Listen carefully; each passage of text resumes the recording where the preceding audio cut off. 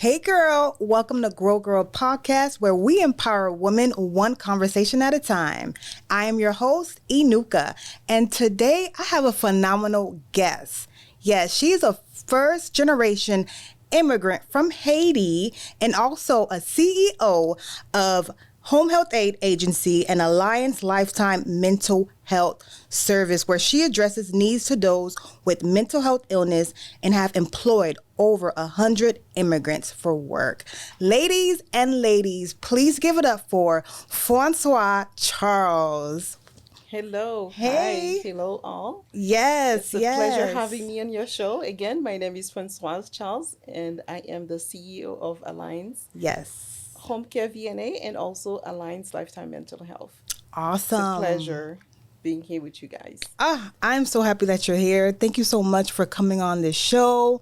Super excited. And it's just amazing to have you here because with everything that's going on in the world, you're a first generation immigrant, okay, from Haiti, a CEO. So I want to tell the people, because I know a lot of people don't know, but what exactly is a first generation immigrant? Can you kind of go into details about what that is, who that is, and kind of explain for the people? Yes, Okay. first generation immigrant is an immigrant who migrate here in the United States. And the first generation is not necessarily the first person who migrated here, because my parents came here first, and my parents sent for us. Oh, okay. So we are still first generation immigrant.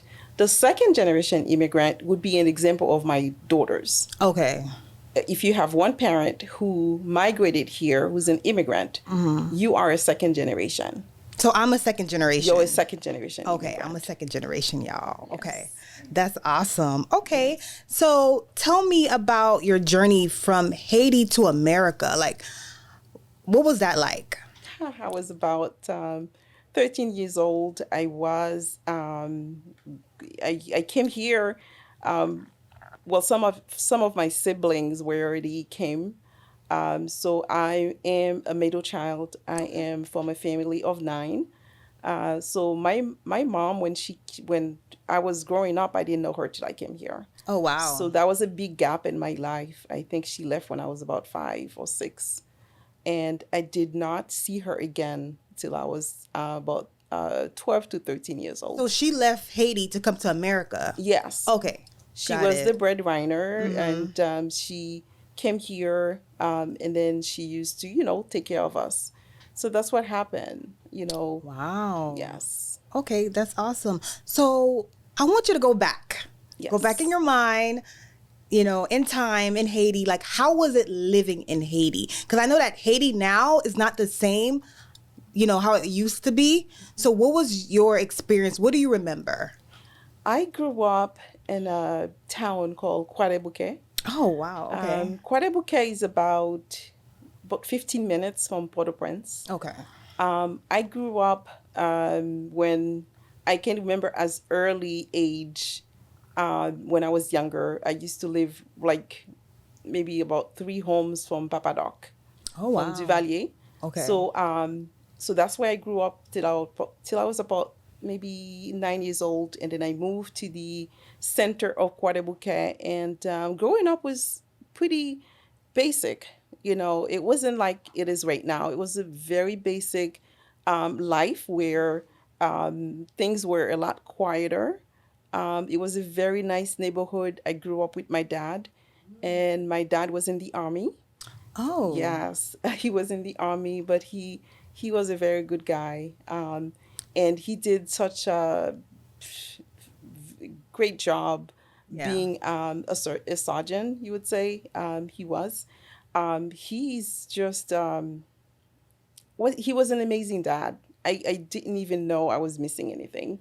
Wow. Yeah, so I grew up in the house with about all of us until half of the family migrated here. And then I was the second part of the family who migrated here in the state.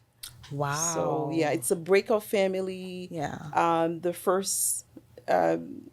My first siblings who came, They, started school, and then we stayed with my dad. It was about 4 or 5 of us stayed with my dad, and my dad was just, it was just normal life. Life. Yes. How did he raise you in Haiti? Like, what did he do? Oh, yeah, my dad. My dad is my hero. Let me tell you, he was always my hero. He passed away, but I remember growing up, uh, he used to have us wake up at 4 in the morning every 4 in the day. morning? Yes, we will Wow. wake up, we will recite our lesson. And there were so many of us, so we had to stay in line. Wow. So everybody wake up, we stay in line to recite your lessons. In Haiti, it's So a he was lot. strict. He was strict. Okay. So you gotta review your homework every day in the morning with him. Okay.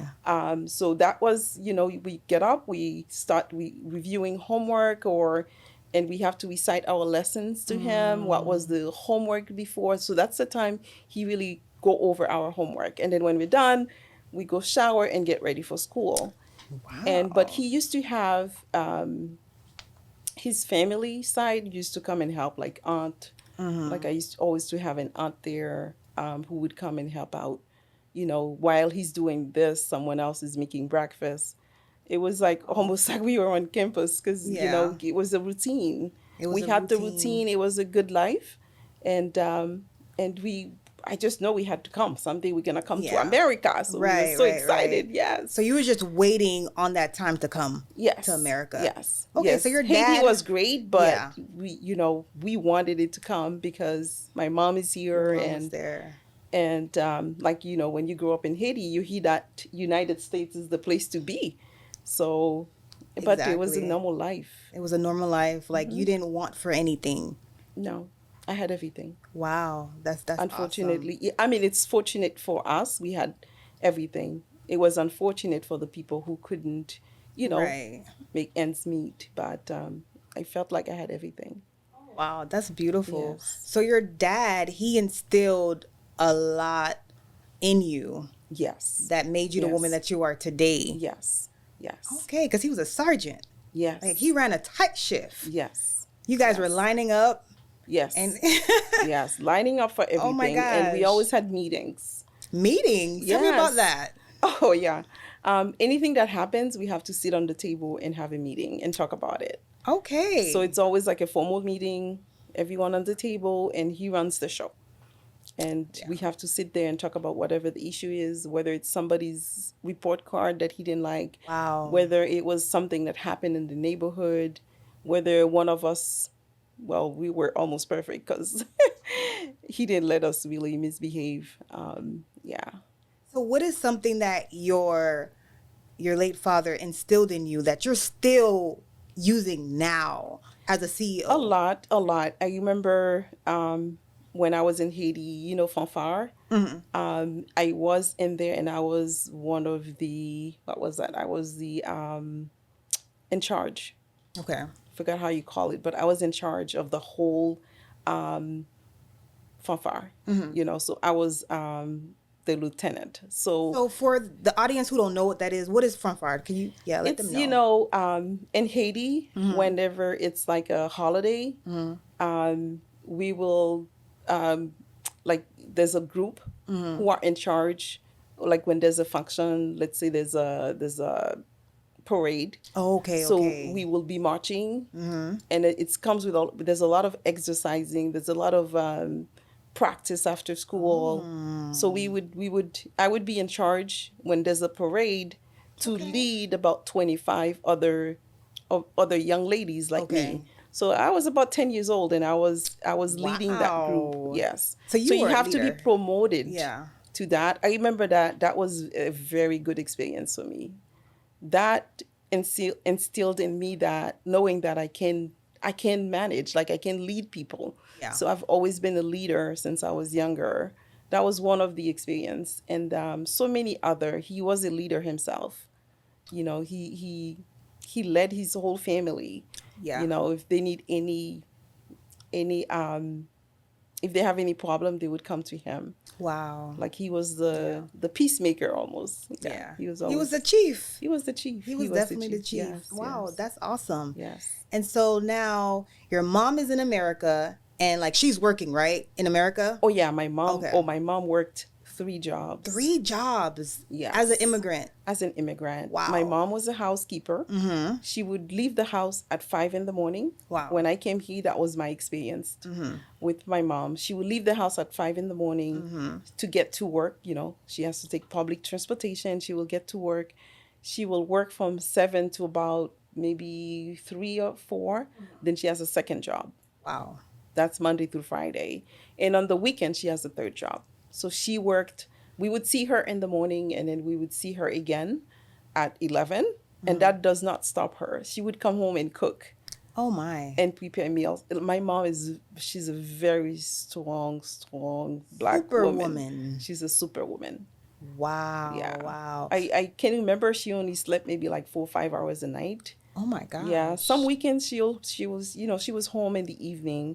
On Saturdays, she would be home on Saturdays in the evening. Sunday is church day where, everyone get ready for church. But my mom is, she's still alive, thank God. And I love her dearly. And she just rolled her sleeve and she was the primary breadwinner for us. Wow. She had a can-do spirit. Like for 5 years, she was in America by herself, working 3 jobs. And her intention was, let me get my kids. To bring her bring my family. That is typical for immigrants. Yeah. That's a typical culture. Yeah, that's amazing. So now, Francoise, your dad goes to America. And then you follow him. Yeah, my dad left with the first group of my siblings. He left with about 4 of them. And then we were 9. 5 of us were left behind. But I was left with my older sister, who was already married. So we were left with her. And then she had to leave her house and come and live with us. Because now we had no mom and dad in the house. So we needed a leader. Yeah. I want the audience to really understand the perspective of an immigrant. When you're in Haiti and you know that you have to go to America, what are you thinking? Like, what's in your mind? We're just thinking it's a better place. Just a better place. You hear that, it's a better place. Things will be better. But I don't know what was wrong with our current situation. Right. We had almost everything.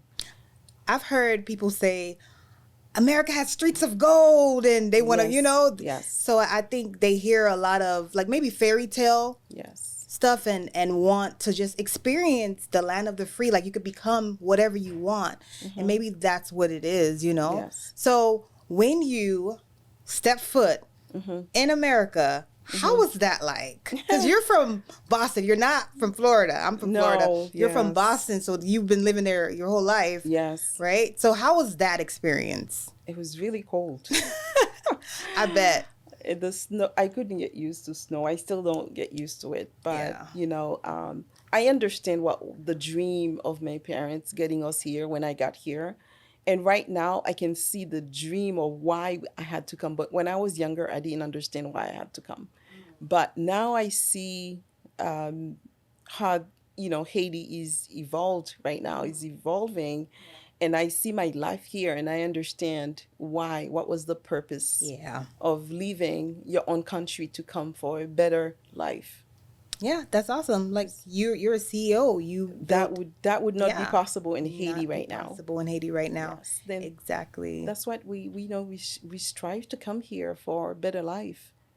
Yes. Right, exactly. So you're in America now.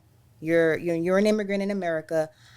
How was like really getting to the groove of things? School, making friends. Did you get bullied or? I did get bullied. You did? I got bullied. Yes.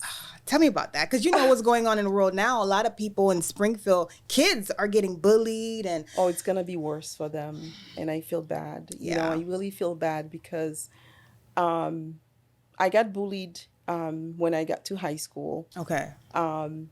And it was just 3, and it's a shame. There were like 3 black ladies, who fought me in the hallway, because they call us FOB.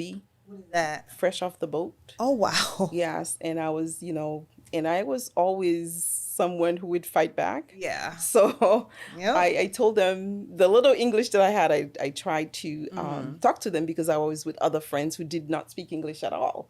Yeah. So I was the one who answered. So they cornered me after my friends left and went to class, and they started fighting me. Because you were an immigrant. Yes, because I was fresh No off the other boat. no other reason. Yes. Wow. No. That's a shame. Yeah. And so now you're in America, but you navigated. Yes. What was the next step that you took that got you to where you're at now after high school? Like, what did you do? After high school, when you're in high school, we Uh-huh. were a whole bunch of immigrant kids. We Right. graduated high school with no purpose. No purpose. No, Yeah. no one guided us what we needed to Hmm. do. Um, the guidance counselors, they probably didn't know better. And a lot of my colleagues, when they graduated, they didn't go to college. They didn't. A lot of them did not have direction, how to do this, how to even apply. Wow. Yeah, so we were just spilled out of high school and just hanging out. But I went for medical assistant. Okay. I found my way. I'm always finding my way. I found my way to go for medical assistant first for a Okay. year, and then I graduated. I worked for an Haitian doctor in Boston. Yeah, his name was Dr. Jean Charles. Yeah, I worked for him for a little bit. Yes, and then after that, I was just like, okay, what else? What am I gonna do? Because I can't sustain myself living, as a medical assistant. And then, and I decided, because I was always good in with science, I decided to just go back to nursing. I mean, just to go to nursing school. And luckily, my oldest sister had good credit. She started working, so she signed my loan. Her name was Claudette. She passed away, but Oh. I was fortunate that she was able to sign, my student loan. And Wow. And I went yeah. to nursing school. I went to LaSalle College for 2 years. That's awesome. So you Yes. became a nurse. Yes. And then what led you to starting your own business? Yes, I went to nursing school and I did my associate degree, and I got married after I graduated. I graduated in, I got engaged the year before I graduated college, and then I got married the year I graduated college. And from there, now I am married, and I started working as a nurse, which was excited. And then, after I had my first child, I went back. I went back to nursing school for my bachelor degree. So it's a process. Wow. It's a process, Yeah. and that's what I have to say to all immigrants. Life is a process. You just start little by little, Yeah. and before you know it, you're in this country, and you are able to do the things that you wouldn't be able to do anywhere else in the world. So, I would tell any immigrant kid right now, any immigrant, doesn't matter where you come from, what's your background, whether you're from Haiti or you're from anywhere else in the third world, from third world countries, and you migrated here, and, this is the land of opportunity. And just step by step, little by little, and you'll get to where you want to be.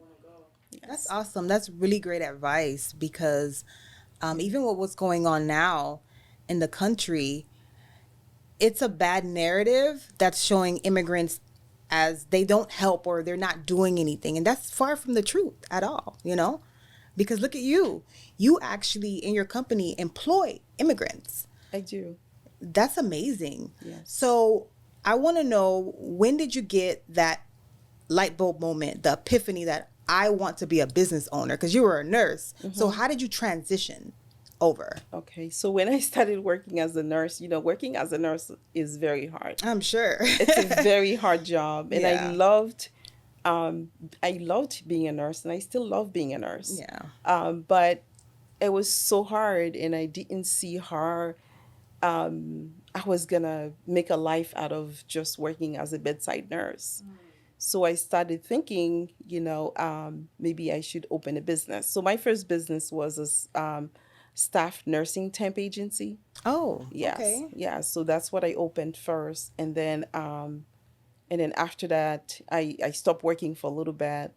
and that business was doing well, and then it just faded. There was no need for temp nursing agencies, so I went back to work. When I went back to work, what really shaped my knowledge about becoming a business owner in the medical field is because I started working in an administration. So I was first I was a staff developer, helping training staff, and then I become an assistant clinical director, and then I become a director of nursing. So for a couple of facilities, so I used to work at a nursing home, and I just love making changes, and and I always said, if I'm gonna work somewhere, I wanna be on top so I can change, things the Yeah. way I wanna change it. I wanna change policies, and being able to run the way I would like, to work under anybody. I would like to work under myself, like, because I Yeah. know I would do the right thing, and I know that when I'm focused, I can do whatever I want to do. So, Yeah. yeah, so it was a great experience because the nursing home, I was the clinical director. It was very hard. It was very, very hard, trying to get the staff to really listen and to really do the right thing and to really follow policy and procedures. But, you know, I'm a little bit strict, so that I was able to do that, and that was a great accomplishment. Wow, you're so driven and you always had that entrepreneurial spirit. Like, where Yes. did that come from? Like, who I taught you think I that? think my dad and my mom, Yeah. they always, it starts when you're young. They always, even I was not the oldest. They always, I don't know, they give me this, they always think that I'm a good leader. Like they Yeah. would trust what I say. They would trust me, and it's God. Yeah. I don't Yeah. know. Maybe it's in my DNA. It's in I your believe in God. spirit. It's in your It's spirit. yes, It is. It it's has God's spirit. purpose for my life. Yeah. God has always been good. He's always been there from the beginning. I got saved when I was 15 years old. Oh, that's beautiful. Yes, I've been, in the journey learning about Christ, and that has really helped me Yeah. along the way. Yeah. That's awesome. That's hmm beautiful. So now you're no longer in your temp business. What did hmm you do next? Oh yeah. So after I left administration, so I went back to working as a field nurse. So I started working for one of the largest company in Massachusetts, which was home care agency, home health. So with that transition, I was able to have work life balance. Balance. Uh-huh. I was able to be home for the kids early and not having to work a double, triple. I never worked triple, but Yeah. that's why. So I was able to do my job, come home, and also be a mom and be available for my kids. So while I was working as a nurse, but I knew I was gonna work for that company until I opened my own business. Oh, wow. Yes, my mind was already made Made up up. that I was gonna work, I was gonna open my own business. You already knew that. Like it was just a seed planted in you. Like you Yes, just knew. yes, So that yes, was your training ground. yes, Wow. So you yes. opened the home health aid agency first. Yes, yes. I opened Okay. the home health agency in 2016. Okay. Actually, it was a small agency I bought from um, an African guy. Oh. He's from Nigeria. He's from Kenya. Okay. So he used to work for my small agency when I had the temp agency. Oh, So when okay. I started looking into opening an agency, and he had one he was selling, so he sold that to me in 2016. Yes, Wow. And you yes. just built it up. And I built it up. I bought it with no patience. Yeah. Wow. So yeah, it's been a journey. Yeah, I'm Yes. sure. And so Yes. now you have your home health aid agency and then you have a mental health facility. Yes, I do. So let's talk about that. Yes. And the surge of COVID, Yeah. um, I had a friend who was selling a mental health agency. Oh, Yeah, she had a clinic, and she decided she didn't want to continue. So I bought the small, clinic from her, and which also had no patients, so I had to grow it. wow. You And scaled then it. I scaled it. So where Yeah. did you learn your business techniques principles? I think it's from being a nurse in Mm-hmm. the field, and also from my expositions as a clinical Mm. director. I learned about policies and procedures, and I had a very good mentor. Mm. Yes, when I was a clinical director. Wow. So that really grounded me to know what to do, Yeah. in my own business. That is amazing. You are a powerful woman. Thank you. Yes, you Thank are. you. She Thank is you. empowered, okay? Thank you. Empowered. So I have a question, okay? So what advice would you give to other immigrants who want to become successful in business or just overall in life when it comes to America? Okay. I would say life is a process. Mm-hmm. Um, stay focused. Stay focused, know what you want, and don't look to the left or to the right. Always focus on your goals. Don't worry about what other people are doing. Mm. And learn. And life is a process. Take step by step. That's beautiful. Yeah. So, first of all, what motivates you? Because you just always on the go. You have so God. many. God motivates you. I think this is my Yes. purpose. I think Yeah. God has that in me, has instilled that in me. The Bible says He knows us before Yeah. we were born. Mm-hmm. I can't really answer why I'm the way I am, Yeah. but family, Yeah. background, education, Mm-hmm. and just being in a good position and try to choose um, the right path. Yeah. And you also have to make a decision. Yeah. God True. gave us all our own will to make decision, Oh yeah. and yeah, so it's the best thing I think that really helps me. It's God. God. Yeah, he's the He's the pillar. source. Yeah. He's the He's the pillar of your source. success. Yes, yes, Wow. And yes. so what obstacles did found yourself on being an immigrant? I'm sure Hmm. you had some, obstacles that came in front of you because you were an immigrant. Can you share Yes. some of those? Well, as an immigrant, we learn and we know, in order to break the ceiling, we have to Mm. be trailblazer. We have to be Yeah. able to persevere. You have to have audacity. You have Yes. to have hope, and you have to have a good support. You need good support.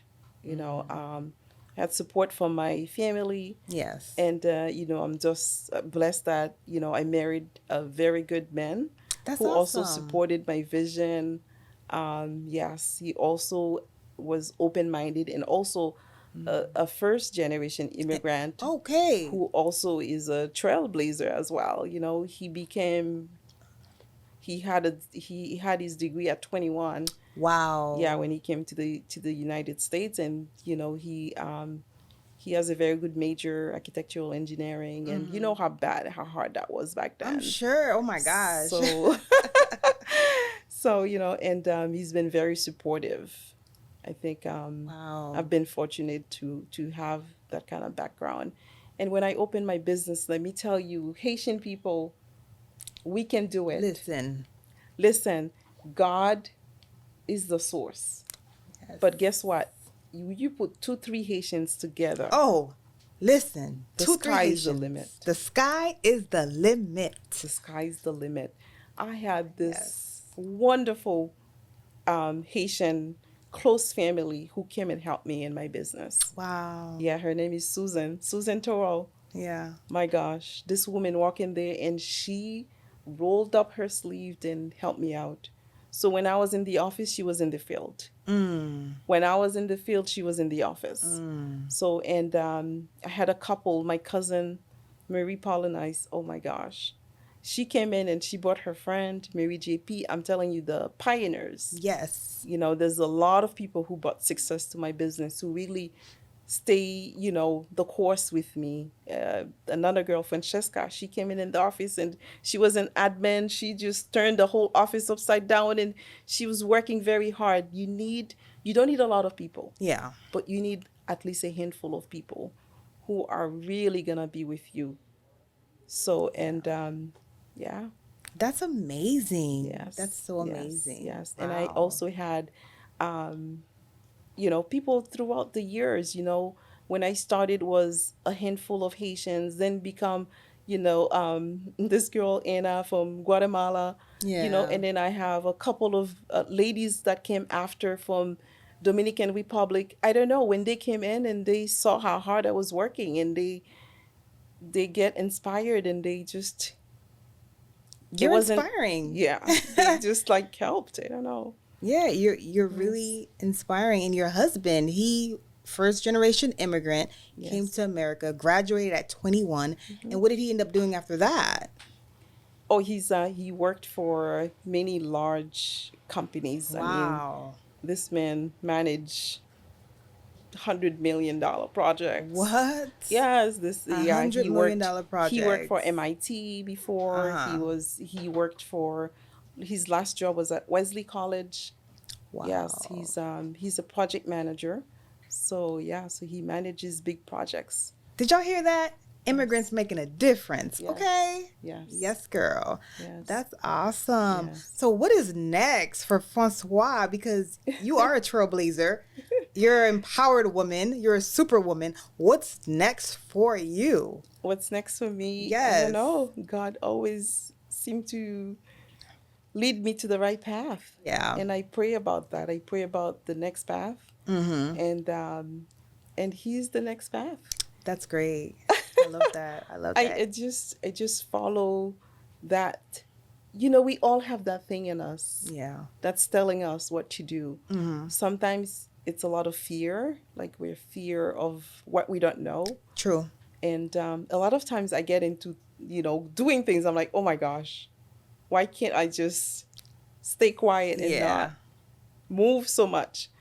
But I guess you can't help it. I can't help it. It's in you. It's in me. Yeah, it's just you. Yeah. No, And that's how I met you. Yes. We met each other, and we're At a similar. conference. Yes, we met each other at a conference. Yeah, at a big conference. And it was like a divine meeting. When I saw you, I'm like, you look familiar. Yes. I know this woman. Our souls know each other. Yes. I truly believe that. Yes. Yes. I truly believe that. It was a divine encounter. And that's how God has always led my life. Wow. You know? Yeah. You just got to listen to that. Yeah. Yesterday, while I was at the spa, you know, he was just telling me, he was writing, like God was writing, like my mind was writing a letter. Wow. To Trump. Let's talk about that. Mr. President Trump. Wow. The letter was all written. It was already written. Yes. So, I want you to kind of express yourself. Like, tell me what's going on in the world. Like, how do you feel about that? Well, we can't, violence with violence does not change anything. Right. Right? So we have to change the narrative, like you've been saying. Yeah, we do. Let's speak about peace. Yeah. I want to understand what makes him feel that way about Haitians. Yeah. And that's not an answer we're going to get, you know. And I respect him. You know, President Obama says we have to respect our elders. Yeah. And we have to show respect, you know. And that's how we grew up, you know, as Haitians. You respect your elders. And I have so much respect for him because he's an elder. Yeah. He's a human being, you know, and I don't have hatred in my heart for him. He's right about certain things. He's right about a lot of things. But as a leader, yeah, you know, you have to understand people. as a leader, you have to understand we're all human beings I agree. having different experience or process, Yep. you know. And I disagree with the way he's treating Haitians. Right. I don't agree with that. Mm-hmm. And we all know we are good people. Yeah, we are. You Yeah. know, the reason why I said I agree with him in certain levels, you know, if he's going after the criminals, Mm-hmm. like if someone came here and they committing fraud and they are criminals, he wants to send them back. I understand. Right. But what about those who are coming to find the life that we all nations, Exactly. Look you at know, you. travel here to Exactly. have a better life? Better Why are you life. picking on certain Mm-hmm. group of people? And that's going to create a lot of violence. Yeah, it is. And we all have children. We all have family, you know, because you're up there, you know, you're not reachable. You know, he's Right. not reachable. He has all these secret agents. So what about our children Yeah. going to school every day? Mm-hmm. You know, he has children. He should understand how a mother who's Haitian is gonna feel about their children going out there, or even a black woman like me, Mm-hmm. you know, who's trying to do the best, but the best is not enough because we get judged. Right. Not only being Haitian, Being black and a being woman. black, being Haitian is a double stigma. Double. And what did we do? Why is this all coming back? Yeah. But you know what? I'm not scared Yeah. because God is in control. Yes. God is in control of all of this. Yes. And we may not understand, but one day we will understand. Yeah. One And, day. you know, this is a time for Haitians to come together. I wanted you to say that. Like, what advice can you give to Haitians This now? is the time for Haitians to come together. This is about us. You know, we don't have anywhere to go. You know, I have friends, they go back to their country, they come back. When was the last time I've been to Haiti? Right. Not because I don't love my country. It starts with us. I agree. It starts with us. And we are smart people, but we need to be united. Yes. Without a united front that is strong, we're never going to cross these barriers. You know, but Haitians need to come together. Look at this. 4 or 5 Haitians together in my company. Your Look what we've company. done. Look what you, oh my God, you scaled your business Yes. to millions. You Yes. scaled your, yeah. Yes. So we Haitians it's an urgency Yes. for us to sit and talk about these issues and come together. That's all we need to do. We are smart people. We're strong. We're hardworking people. You know, all we need is to take care of our families. Come here, take care of your family. That's a general culture of Haitians. Yeah. We come here, we work hard, we buy a house. Yep. Buy a house. We buy a car, we buy a house. Mm-hmm. And we work. try to give our kids the best that we didn't have. Yeah. And hoping the next generation will pick up and become the best version of the last generation. Yep. Exactly. That's all we want. We don't want anything else. We don't want more.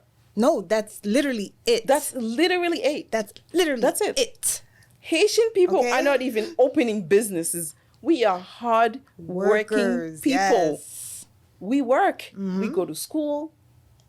You know, I would say 90% of Haitians come here, if it's not more than that, with same common goals.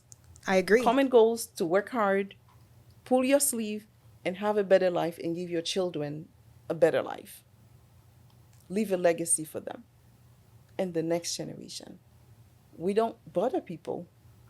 No, you're totally right. And I love the fact that you said for us to have a conversation because that's what we're going to transition into next. We're going to have a conversation, me, Francois, and another, woman. We're going to have a conversation on Haitian culture, on how we can unite, come together, and really make a change to impact the world and to change a narrative of what's going on. Because as you can see, I am a second generation immigrant. You're a first generation immigrant. And we are in America making a difference in America. And so many other immigrants are doing the same thing. So let's put lights on the positive and not so much the negative. So thank you, Francois, so much. It was a pleasure. Oh my gosh. I got to have you again. Of course. Thank you, thank you, thank you. Likewise. Thank you so much. Yes, yes, yes. So we're going to transition, and I'm super excited for everything that you're doing. God bless you and all your endeavors and everything that you have going on. Thank you.